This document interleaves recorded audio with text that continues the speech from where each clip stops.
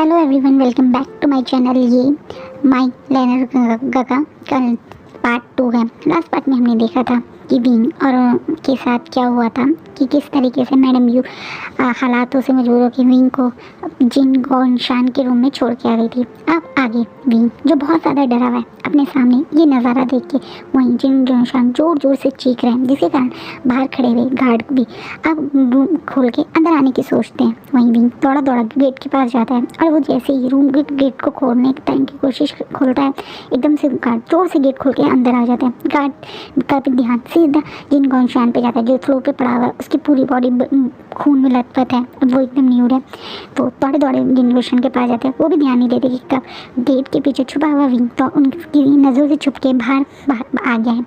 Wing जो बहुत ज़्यादा घबरा हुआ है, उसे लगता है कि शायद अब लोग उसे मारेंगे, उसने बहुत बड़ी गलती कर दी है, उससे क्या हो गया है, इतना खून उसने पहली लाइफ में कभी नहीं। तो खून देख के भी बहुत डर गया। जो उसके साथ हुआ वो बहुत देख के बहुत डर गया। इसलिए वो उस जगह यानी पार्टी में अपने पेरेंट्स के पास ना जाके, अपनी फैमिली के पास ना जाके अपोजिट साइड में दौड़ता है। उस मेंशन के गेट से बाहर जाने की कोशिश करता है। वहीं गेट के पास में कुछ लोग एक गाड़ी में कुछ सामान रख रहे थे। विंग जब देखता है कि वो लोग उस गाड़ी में कुछ सामान रख चुके हैं और ऑलमोस्ट डिग्गी बंद करने वाले हैं, तो वो उस मौके का फ़ायदा उठा के उस डिग्गी में उन लोगों की उनकी नज़रों से मतलब बच के छुप जाता है। डिग्गी के अब डिग्गी बंद हो गई है और विंग सामान के साथ अंदर बंद है। बाहर खड़े हुए गार्ड जो सामान गाड़ी में रख रहे थे वो तुरंत बोलते हैं अब वापस जाके ये चाबी उन मास्टर लैंड को देख के आ जाओ। अरे पर इतनी रात में तुम्हें सामान रखने की क्या पड़ी थी? दूसरा गार्ड भी एकदम टोकते हुए बोलता है तुम्हें पता नहीं क्या इन लैंड्स का ये टाइम टेबल के बिल्कुल पक्के हैं। ये सुबह 5 बजे उठ के 7 बजे तक निकलने की सोच रहे हैं। तुम्हें लगता है ये इतनी पीने के बाद तुमसे या हम में से किसी से जल्दी उठा जाएगा? इसलिए आज ही काम कर लेते हैं। अब आराम से पियेंगे और आराम से उठेंगे। वो दोनों गार्ड आपस में डिस्कस करते हुए चले जाते हैं। हाँ, इन गार्ड ने ऑलरेडी बहुत पी रखी थी तो इनका ध्यान भी विंग की तरफ नहीं गया। वहीं विंग इतना घबराया हुआ था कि वो इस अंधेरे में इस गाड़ी की डिक्की में बहुत ज़्यादा डरा हुआ बंद बैठा है। विंग जो बहुत ज़्यादा डर गया पिछले कुछ घंटे में जो उसके साथ हुआ, वो चीज़ उसके दिमाग में घूम रही है। पहले जिन गोनशान का उसको टॉर्चर करना, उसे सेक्सुअली असॉल्ट करना, सेक्सुअली उसको एक तरीके से अब्यूज़ करना, उसके बाद फिर उससे जिस तरीके से ब्लड देखा वो भी उस 14 साल के बच्चे के लिए काफ़ी कुछ था। वो घबरा के काँपते हुए रोते हुए कब सो गया उसे पता ही नहीं चला। वहीं दूसरी तरफ वो गार्ड तुरंत जिन गोनशान को सबसे पास के हॉस्पिटल में एडमिट करते हैं और इसके बारे में तुरंत मैडम जिन को बताते हैं। मैडम जिन ये सुन के जिन गोनशान हॉस्पिटल में एडमिट है काफ़ी घबरा जाती है। इतना ही नहीं, नए नए रिश्तेदार बने यानी जियांग फैमिया और मैडम यू भी दौड़ी दौड़ी हॉस्पिटल जाती हैं। वहीं जहाँ एक तरफ जियांग फैमिया की सोच के टेंशन में थी कि क्या हो गया एकदम से जिन गोनशान को जो उन्हें हॉस्पिटलाइज करना पड़ा। वहीं मैडम यू वो सबसे पहले विंग को चारों तरफ ढूंढने की कोशिश करती हैं। वो सबसे पहले उस रूम में जाती हैं तो देखती हैं रूम का नज़ारा। वो देखती हैं कि विंग की शर्ट वहाँ फटी हुई पड़ी है और विंग वहाँ नहीं है। हाँ, विंग की शर्ट ज़रूर उसकी बॉडी से रिमूव थी लेकिन अभी वो वहाँ नहीं है। उसके बाद विंग वो देखती हैं कि पूरे फ्लोर पे ब्लड है। वो पास में पड़े उस कैंडल स्टैंड को वो देखती हैं और मौके को फ़ायदा उठा के उस कैंडल स्टैंड को सबसे छुपा के वॉशरूम में जाके क्लीन करके दोबारा से उस जगह रख देती हैं, क्योंकि वो समझ चुके हैं कि शायद इसी से विंग ने जिन गोनशान को मारा है। हाँ, वो ये चीज़ समझ चुके हैं कि ये जो भी जिन गोनशान हॉस्पिटल पहुँचा ज़रूर विंग ने अपने सेल्फ डिफेंस में इसे मारा है। और उन्हें मन में बहुत खुशी भी हो रही है कि विंग ने बहुत अच्छा किया, वो जो नहीं कर पाई लेकिन विंग ने जो उन्होंने ट्रेनिंग दी थी उसके अकॉर्डिंग तो अपने आप को सेव कर ही लिया। लेकिन वो बहुत घबराई हुई हैं। ये सोचिए कि विंग है कहाँ। वो पूरे मेंशन में बिना किसी की नज़र में चारों तरफ विंग को ढूंढ रही हैं लेकिन उन्हें विंग का कहीं कोई नामो निशान नहीं मिलता। अब वो बहुत ज़्यादा परेशान होकर वापस हॉस्पिटल की तरफ जाती, ये सोच के कहीं जिन गोनशान के लोगों ने तो विंग को कहीं बांध के नहीं रखा हुआ। जहाँ वहाँ धीरे धीरे अब जिन गोनशान की सर्जरी के बाद आँख खुलती है। तभी जैसे ही उसकी आँख खुलती है तो देखता है कि सामने मैडम जिन पे और उन जैन फैमिलियाँ हैं। वही मैडम यू अभी तक हॉस्पिटल पहुँची नहीं थी। जिन गोनशान को होश ना आते डॉक्टर बताता है कि उनकी छोटी सी सर्जरी करी, ब्लड काफ़ी लॉस हो गया तो उन्हें काफ़ी थोड़े ब्लड भी तब चढ़ाया जा रहा है और अब वो पहले से बेटर हैं। जब डॉक्टर उन्हें पूरी तरह से बताता है कि उनकी सर्जरी में जो पार्ट रिमूव हो गया था उस जगह स्टिचेस करके उन्हें सही किया, तो ये सुन के जिन गोनशान का तो एक तो अल्फ़ा, ऊपर से उनका वो ही पार्ट जिस चीज़ का उसने सबसे ज़्यादा शायद लाइफ में यूज़ किया है वही पार्ट लाइफ चला गया। ये सिर्फ उसका गुस्सा 7वें आसमान पर था। और चीख के पहले तो हॉस्पिटल के सारे सामान फेंकने लगता है, फिर वो अपने गार्ड को बुलाने लगते। वहीं खड़ी मैडम जिन और जिन समझ नहीं पाए कि इसे क्या हो गया। मैडम जिन को जब डॉक्टर ने बताया कि इस तरीके से उनका प्राइवेट पार्ट रिमूव हो गया है और वो सब, तो मैडम जिन के लिए भी काफ़ी शॉकिंग था। लेकिन उनके मन में बड़ी खुशी होती है कि कम से कम इस इंसान की ठड़क अब तो जाके रुकेगी। वहीं जैन फैमिली समझ नहीं पाई कि ये काम किसने किया जिन गौनशान के साथ में। जब ये दोनों अपनी ही थिंकिंग में थे तभी जिन गौनशान जोर जोर से चीख चीख के लोगों को बुला रहा था। तभी उसके गार्ड्स एकदम से दौड़ गया। जिन गौनशान गुस्से में बोलते, मुझे नहीं पता कैसे, पर मुझे वो ओमेगा अभी के अभी यहाँ चाहिए। मैं उसे अब पहले सोच रहा था कि सिर्फ एक रात एंजॉय करके छोड़ दूंगा, लेकिन अब मैं उसकी लाइफ हेल कर दूंगा। इतना टॉर्चर करूंगा उसे, पूरी लाइफ अपना स्लेव बना के रखूंगा और उसे इतने ज़्यादा असॉल्ट परेशान करूंगा कि वो रोज़ मरने की दुआ मांगेगा। ये बात जिन गौनशान जिन गुस्से में बोलता है। वहीं खड़े जैन फैमिली जो नहीं जानते कि ओमेगा की बात करें, वो शॉकिंगली जिन गौनशान की साइड देख रहे हैं और उस गार्ड की साइड देख रहे हैं। गार्ड जैसे ही मौका मिला इनको ढूंढने निकल जाता।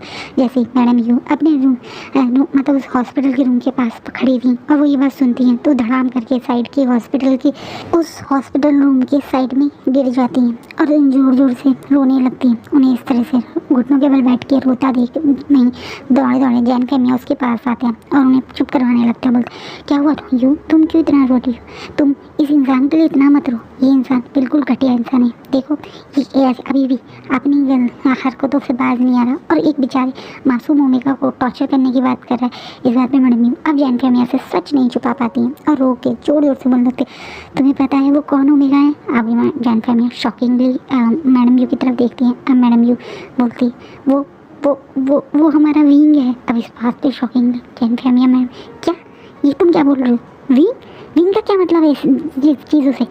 अब मैडम यू अपना सब कुछ जो भी उन्होंने सुबह से हरकतें करी हैं अपनी सारी गलतियाँ मैं जैन फैमिली के आगे बताने लगती हैं। वो बताती हैं कि किस तरीके से मैडम जिन उनके पास मॉर्निंग में आई, उसके बाद किस तरीके से शादी के लिए उन्होंने हाँ कर दी और उसके बाद उन्हें विंग को जिन गौनशान के रूम में छोड़ा था। ये बात सुनने के बाद जैन फैमिली जो पहले प्यारे प्यार से मैडम यू के आंसू पूछने की कोशिश करती है, वो गुस्से में मैडम यू को धक्का देके अब सामने खड़े हो जाते थे। ये तुमने क्या कहा, क्या किया है तुमने मेरे प्यारे से विंग को ये सब किया? कहाँ है वो?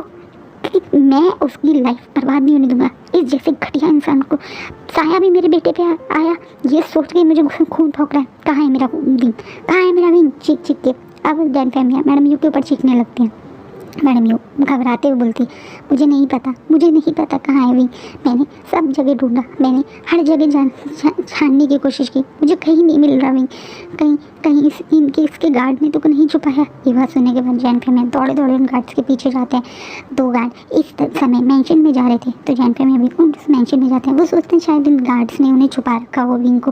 वो गार्ड का पीछे करते तो देखते हैं कि गार्ड भी विंग को इधर उधर ढूंढ रहे हैं, मतलब गार्ड के पास विंग नहीं है। उन्हें क्वेश्चन बड़ी मन में इस चीज़ की संतुष्टि होती है कि कम से कम विंग इन लोगों के पास तो नहीं है। वो इस बिना मौके का गवाए दौड़े दौड़े अपने बड़े बेटे यानी जंजा के पास जाते हैं और जंजा को सब कुछ बताने कि उनकी मदर ने क्या किया। ये बात सुन के जंजा का भी खून बहुत फूक जाता है, लेकिन उसके दिमाग में इस समय सबसे ज़्यादा जरूरी उसका छोटा भाई, उसकी सिक्योरिटी है।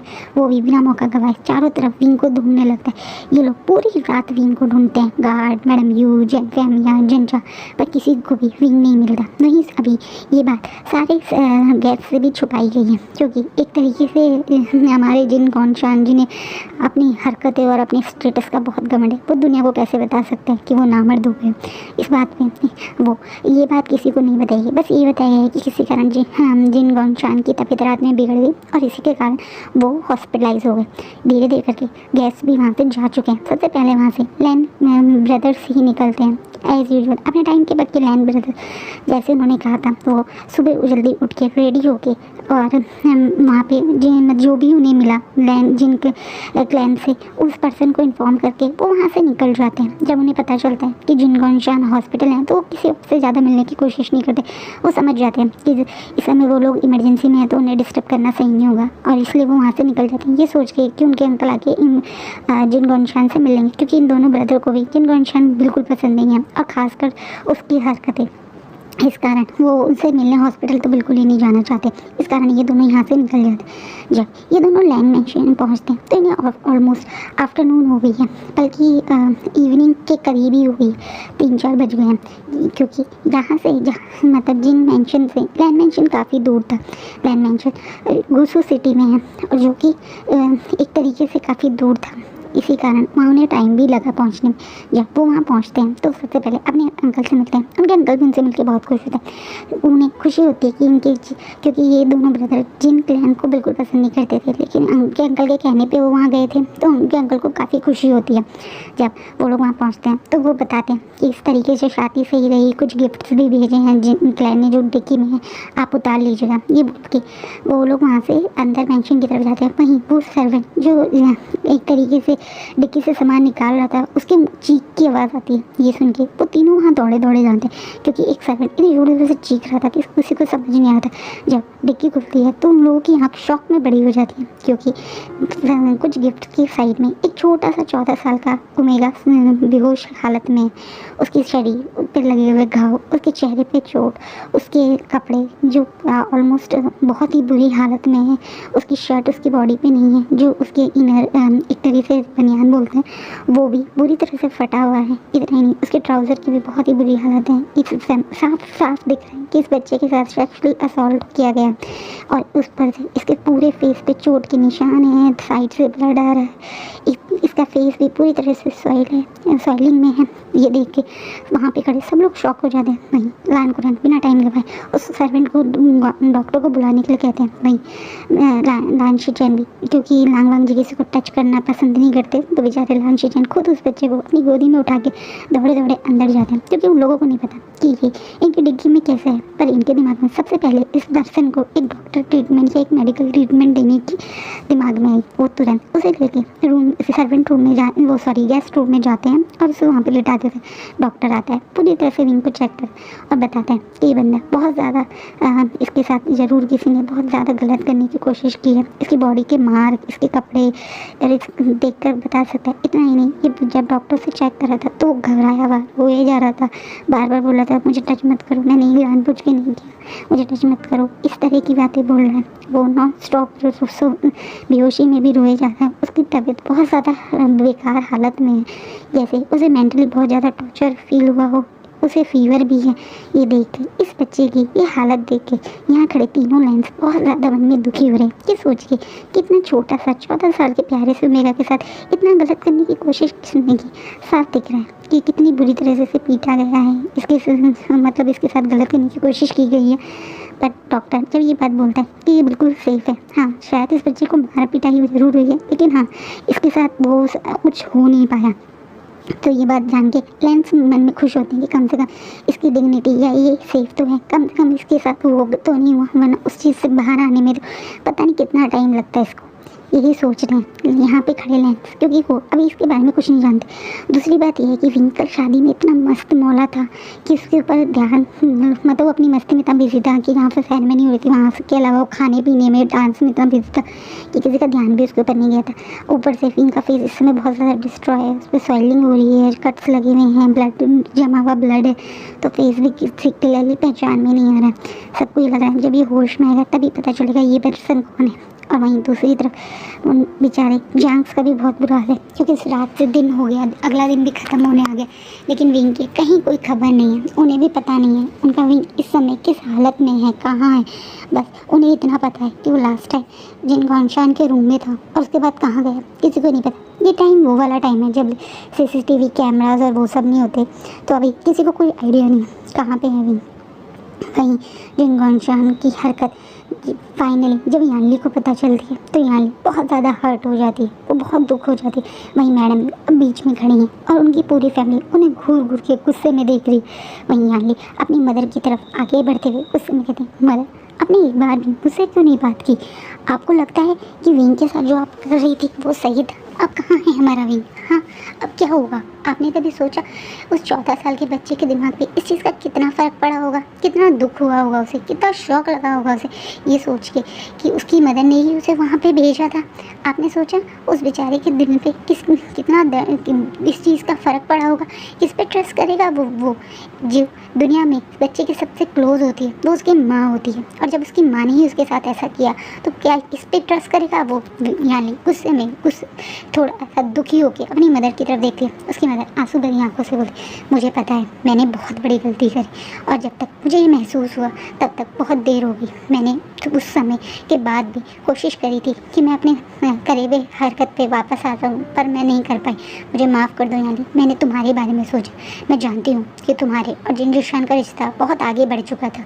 अगर वो तुमसे शादी नहीं करता तुम्हारा क्या होता, बस यही बात मैं सोच रही थी। इस बात में यानी अब अपने घुटनों पर बैठ के ज़ोर ज़ोर से रोने लगती है तो कहती है, हाँ ये मेरी ही गलती है, मेरी ही वजह से, मेरे जीवन के कारण, मेरे फ्यूचर के कारण आपने मेरे भाई की लाइफ बर्बाद कर दी। क्या अब मैं कैसे अपने आइन को देख पाऊँगी, कैसे मैं अपने आइन को फेस कर पाऊँगी?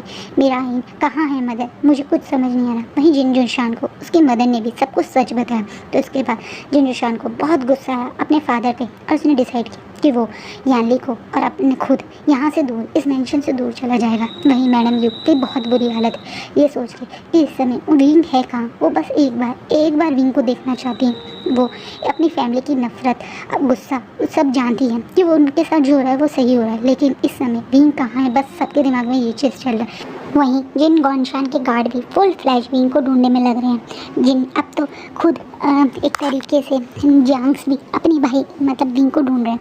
जांग्स चाह रहे हैं किसी भी तरह से वो इन गार्ड या जिन गॉनशान के हाथ में लगने से पहले एक तरीके से विंग को पहले ढूंढ लें। वो नहीं चाहते कि विंग किसी भी हालत में इन लोगों के हाथ लगे, इसलिए वो फुल फ्लैश विंग को ढूंढ रहे हैं। 4 दिन हो गए इन सबको विंग को ढूंढते हुए, लेकिन विंग की कहीं कोई खबर नहीं। वहीं दूसरी तरफ लैंड क्लैन में भी यही हाल है। 4 दिन से विंग को होश ही नहीं आया। जब भी वो होश में आता है जोर जोर से चिकने लगता है और फिर से बेहोश हो जाता है। उसके दिमाग में वो चीज़ जा ही नहीं रही, वो सिचुएशन जो उसने फेस करी। एक 14 साल के छोटे से बच्चे ने अपनी लाइफ में इतना सब कुछ एक रात में फेस कर लिया। उसका दिमाग कहाँ इस चीज़ के लिए रेडी था। वो तो मस्ती करने वाला, अपनी फैमिली में हमेशा पैम्पर रहने वाला, अपनी बहन अपनी सीजे की शादी में खुशी में से डांस करने वाला बच्चा एक दिन में इतना सब कुछ झेल लेगा, उसने तो इमेजिन नहीं किया। उसकी लाइफ का तो हैप्पी डे था, उसकी सीजे की शादी थी, लेकिन कब ये इतना बैड लक और ये इतना अनलकी डे बन गया उसकी लाइफ का, उसने कभी सोचा भी नहीं था। वो 3 दिन से इसी तरह से कभी भी रात में उठता है, जोर जोर से चीखने लगता है, फिर बेहोश हो जाता है। उसकी ये हालत देख के लैन शिचैन और लांगबांग जी का भी दिल बहुत ज़ोर से दहक रहा है। उन्हें नहीं पता इस बंदे का नाम क्या है, लेकिन उनके मन में आ रहा है कि जो भी बच्चा है इस समय इसका ठीक होना, इसके परिवार के प्यार की बहुत ज़रूरत है। इसलिए वो भी अपनी तरफ से कोशिश कर रहे हैं इसके बारे में कुछ पता चले। लेकिन हैरानी की बात है उन्हें भी कुछ पता नहीं चल रहा, क्योंकि विंग एक तरीके से अपने फटे हुए कुछ ट्राउज़र और एक शर्ट में है। उसके पास कोई उसकी आइडेंटिटी प्रूफ नहीं है, कुछ नहीं है। उसके फेस की इंजरी भी अब धीरे धीरे करके थोड़ी कम हो रही है। उसका फेस की स्वेलिंग कम हो रही है, और जैसे ही उसकी फेस की स्वेलिंग थोड़ी सी कम होती है एकदम से हम एक लैन कुरैन इस बच्चे को पहचान जाते हैं। हाँ, क्योंकि इसका फेस बहुत ज़्यादा इसके पेरेंट यानी वी चांसे और चांसा सरण से मिलता है, और वी उनको ये देख के एकदम से घबराहट होती है, क्योंकि वी चांसे और चांसा सरण उनके भी दोस्त थे। हाँ, उस समय वो एक वॉरियर या एक तरीके से कहते हैं फ्रीडम फाइटर थे, और वो अपने देश को इंडिपेंडेंट करने के लिए लड़ते थे, जिसमें उनकी डेथ हो गई थी। तब विंग मैंने जैसे बताया अभी 10 ही साल हुए हैं, तो विंग बहुत छोटा था, तभी उन लोगों की डेथ हो गई थी इस देश को आज़ाद करने में। और तब से वो जियांग्स के पास है, ये भी लान कुरैन जानते थे। वो ये देख के कि वीवूशान यानी वो बच्चा जो एक तरीके से उस समय सारे लोग यानी उस समय लैन कुरैन भी चाहते थे कि विंग को वो अपने साथ ले जाएं, लेकिन वो ये भी जानते थे कि वो काफ़ी रिच हैं और लोग एक तरीके से लोगों की नज़रों में जल्दी आ जाएंगे अगर वो विंग को अपने पास रखेंगे। तो इसलिए वो विंग की सेफ्टी के लिए उन्होंने जियांग्स के पास ही उसे जाना सही समझा था। लेकिन अब उन्हें लग रहा है कि कहीं ये उन्होंने गलती तो नहीं की थी। इस तरह विंग की इस हालत को देख के लान कुरैन को जियांग्स पे बहुत गुस्सा आता है, और वो डिसाइड करते हैं कि वो तुरंत जियांग्स को यहाँ बुलाएंगे। वो अपना एक मैसेंजर या एक तरीके से एक पर्सन जियांग्स के पास भेजते हैं। वहीं जियांग्स को एक तरीके से जिन गॉनशा ने अपने मैंशन में बंदी बना के रखा है, उन्होंने बिल्कुल भी उन्हें बाहर ना जाना या उनके दोबारा से उनकी सिटी में जाने ही नहीं दिया, उनके टाउन में जाने ही नहीं दिया। वो इस समय जिन मतलब मेंशन में है, जब वो पर्सन बताता है तो लैन को कुछ शक होता है कि वो क्यों अभी तक, क्योंकि शादी को हुए तो अब 3 से 4 दिन हो गए, अब तक तो उन्हें वापस अपने क्लैन में चले मतलब अपनी उसमें चले जाना चाहिए था सिटी में, तो वो क्यों नहीं गए। तो वो उस मैसेंजर को बोलते हैं कि वो ये बात की विंग उनके पास है, अब सिर्फ जियांग्स को ही बताए, यानी सिर्फ जैन फैमिया या मैडम यू के अलावा ये बात किसी और के पास नहीं पहुंचनी चाहिए। शायद लैन कुरैन का एक्सपीरियंस है या फिर उनका एक कहते हैं ना कॉमन सेंस या सिक्स सेंस है जो उन्हें ऐसा करने के लिए बोलता है। जैसे ही एक बार उस मैसेंजर को मौका मिलता है मैडम यू को अकेला देख के, क्योंकि जैन फैमिया और जनशा के ऊपर तो बहुत ही ज़्यादा नज़रें रखी जा रही हैं, पर मैडम यू पे फिर भी थोड़ी बहुत नज़रें कम रखी जा रही हैं, ये सोच के कि वो लेडी है क्या ही कर पाएगी। वो जैसे ही उस मैसेंजर को मौका मिलता है तो वो मैडम यू को सच बता देता है कि उनका बेटा या एक तरीके से वी वुशान उनके क्लैन में है, लैन क्लैन में है। ये बात सुन के मैडम यू को बहुत शौक लगता है कि एकदम से वी वहाँ कैसे पहुँच गया, लेकिन मन में बहुत खुशी भी होती है क्योंकि क्लैन कोई हल्का मतलब कोई हल्का क्लैन नहीं है या एक तरीके से हल्के लोग नहीं हैं। वो इस समय के सबसे स्ट्रॉन्ग बिजनेस एक तरह से आइडेंटिटी या कॉर्पोरेशन या कंपनी है, उनसे पंगा लेना या उनसे एक तरह से टक्कर लेने का कोई आसान काम नहीं है। और जिन अगर वो लैंड के पास हैं तो जिन भी कुछ नहीं कर जिन भी ज़्यादा कुछ नहीं कर पाएंगे। मैडम यू को मन में खुशी होती है, लेकिन मैडम यू उस मैसेंजर को बोलती है कि अभी विंग का वो वहीं ध्यान रखे, जैसे ही उन्हें और उनके हस्बैंड को मौका मिलेगा तो वो लैंड क्लैन आएंगे विंग के से मिलने। लेकिन हाँ, ये बात किसी और तक नहीं पहुंचनी चाहिए, जितना हो सके विंग को छुपाने की, अपने पास छुपाने की, और उसकी वो वहाँ पर है ये बात किसी और तक ना पहुँचे। यही बात मैडम यू उस मैसेंजर को बहुत आराम से एक तरीके से बहुत छुप कर बोलते हैं। मैसेंजर भी सिचुएशन समझ रहे हैं, जिस तरीके से वो पिछले कुछ दिनों से इनसे मैसेज पहुँचाने की कोशिश कर और हमेशा इनके आसपास एक गार्ड या कोई घूमते रहते हैं, तो वो समझ रहे हैं कि कोई बढ़िया बात है। अभी तक उसे पूरी बात तो नहीं पता, पर वो एक अच्छा एक ईमानदार मैसेंजर है लैंड का, तो वो अपनी बात पूरी कर वहाँ से तुरंत निकलता है ये, और वहाँ मतलब लैंड क्लैन के लिए लैंड मेंशन के लिए निकल जाता है।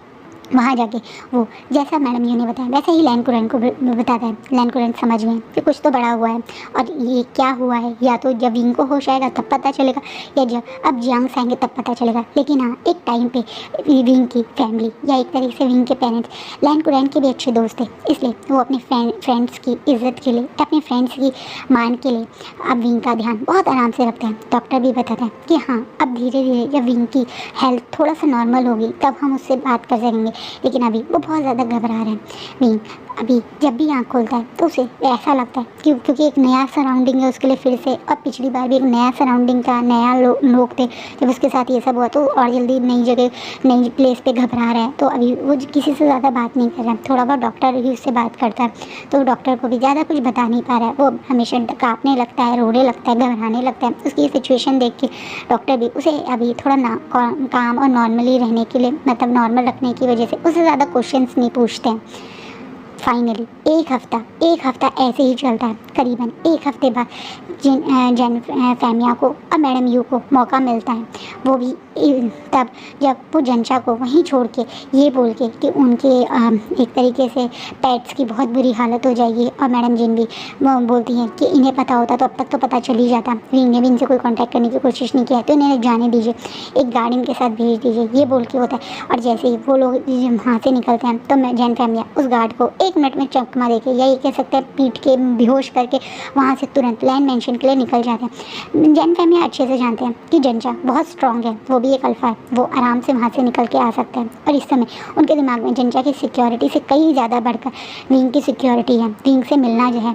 और मैडम यू का तो बहुत ही बुरा हाल है, क्योंकि इन 7 दिन में उसकी फैमिली ने सिर्फ नफरत भरी नज़रों से देखा है मैडम यू से, एक बार भी बात नहीं की। लेकिन मैडम यू को विंग की चिंता ज़्यादा है इन सब की नफरत से, तो वो दौड़ी वहाँ जाती हैं।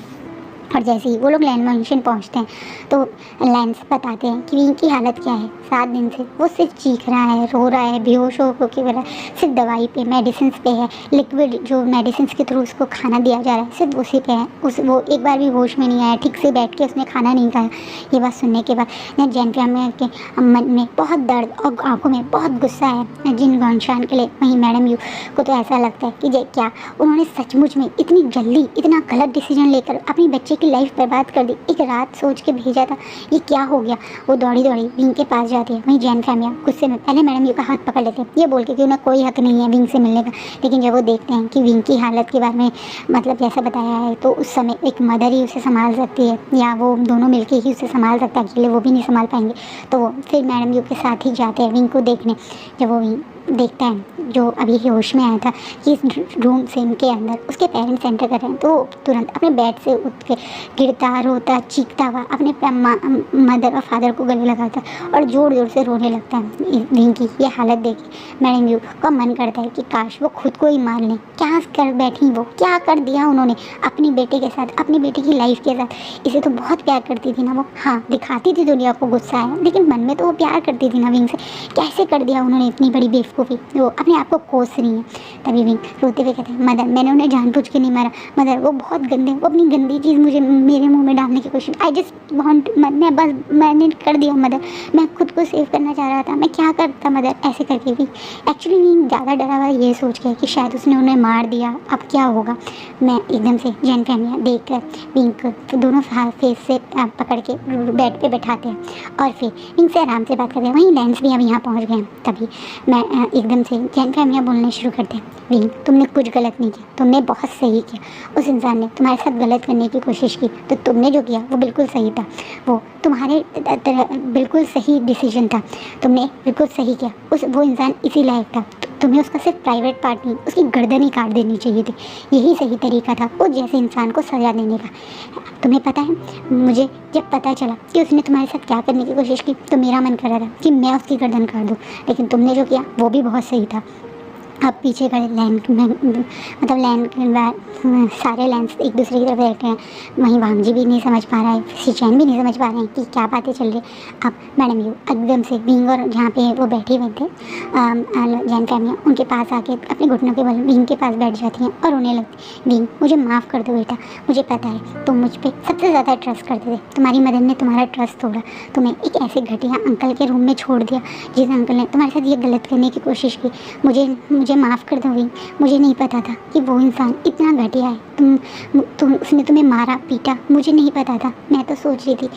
तो एकदम से जैन फैमिली गुस्से में मैडम ये कहते, तुम क्या सोच रही थी हाँ, कि तुम इस हैवान के रूम में इसे छोड़ के आ जाओगी और वो इसका प्यार करेगा, वो उसके साथ अच्छा बिहेव करेगा। तुमने उसके बारे में सुना नहीं था, तुम्हें याद नहीं है कैसा था वो इंसान, वो जिन गौनशान, उसकी नाम पूरी दुनिया में। ये सुन के वहाँ खड़े लैंस भी शॉक हो जाते हैं। अब मतलब जैन फैमिली अपने गुस्से में बोल रहे होते हैं, वो घटिया आदमी अपने बेटे की भी आधी उम्र के बच्चे, कम उम्र के बच्चे के साथ इतनी गलत हरकत करने के बारे में सोच रहा था। एक बार उसने विंग को देखा और उसकी नीयत बिगड़ गई। इतना घटिया इंसान है, अब क्या करेंगे हम। हाँ, तुम्हें लगता है हम इतने पावरफुल हैं कि हम उससे टक्कर ले पाएंगे। तुमने सुना था उसने क्या बोला था अपने हॉस्पिटल रूम में, उसने बोला था कि वो विंग को लाइफ टाइम तक टॉर्चर करेगा, वो मेरे बच्चे को ज़िंदगी भर तक परेशान करेगा, उसके साथ घटिया हरकतें करेगा, उसे परेशान दिन रात मारेगा, उसे तिल मारेगा, उसे रोज़ मरने वाली फीलिंग देगा। यही कहा था उसने। जैन फैमिली बड़े गुस्से में आंखों में आग लिए हुए मैडम यू की तरफ देख रहे हैं, क्योंकि वो समझ चुके हैं कि अब वो बहुत बड़ी मुसीबत में फंस चुके हैं। वो इतने बड़े हैं नहीं कि वो जिन क्लैन से एक तरह से जिन कॉपरेशन से टकरा सके। वो तो एक छोटे से एग्रीकल्चर, एक छोटे से टाउन में रहने वाली एक छोटी सी फैमिली थी, वो इतनी बड़ी मुसीबत में आ जाएगी। वो कैसे अपनी फैमिली को सेव करेंगे, कैसे अपने बच्चे को सेव करेंगे, वो उनके मन में ये सब चीज़ चल रही हैं। वहीं पीछे खड़े लैंस, यानी जब लैन कॉर्नर और लैन शिचैन और लैन वांगजी ये सुनते तो उनकी आंखों में भी गुस्सा भर जाता है।